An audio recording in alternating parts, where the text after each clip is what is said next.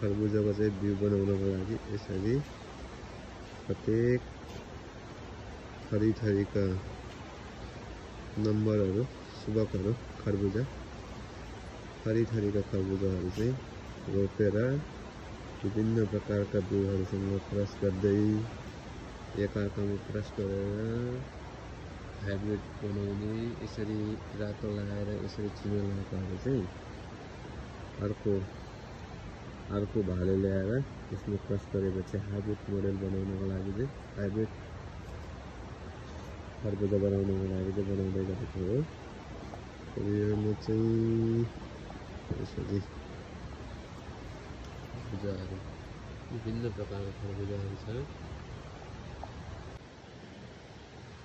यति राम्रो सुपर खरबुजाको चाहिँ फुलहरू देखिरहेको छ हैन। आज चाहिँ म यसरी खरबुजा चाहिँ सेलेक्सन गर्न गइरहेको छु।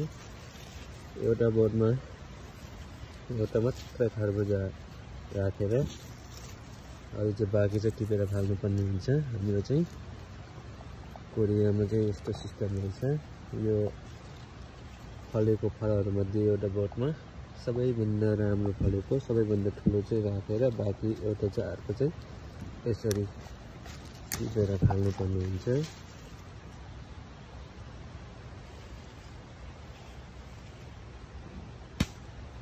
अनि यसरी यहाँ एउटै बोटमा फेरि अर्को पनि एउटै बोटमा चाहिँ एउटा हाँगामा पनि होइन एउटै बोटमा एउटै बोटमा चाहिँ दुईटा यो र यो एउटै हाँगा हो एउटै बोट।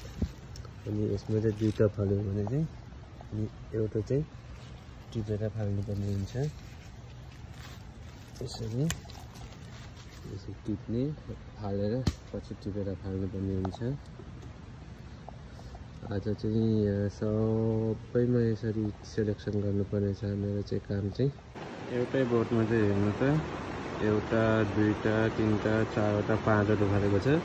एउटा भन्दा हामीलाई अब काम लाग्दैन हैन। त्यही भएर अब यिनीहरू चाहिँ बाँकी चाहिँ सबै टिपेर फाल्ने हो।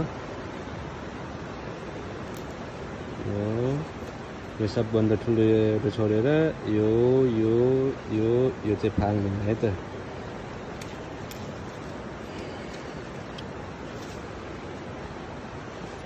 यो पनि टिपेर फाल्ने सबैभन्दा ठुलो सबैभन्दा राम्रो चाहिँ हामीले राखेर यो सेलेक्सन गर्ने बेलामा चाहिँ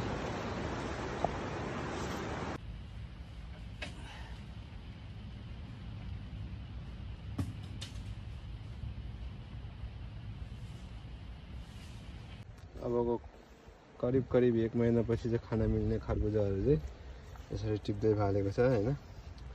एउटा एउटै बोर्डमा दुईटा तिनटा फलेको कारणले गर्दाखेरि एउटा भन्दा राख्न नहुने हुँदा एउटा मात्र फलाउने भएको हुँदा सबै टिप्दै फाल्दै गरेको छ। यसरी एक गाडी लिएर आएको छ मैले हैन। अब यसलाई चाहिँ यहाँबाट फालिदिने हो हैन।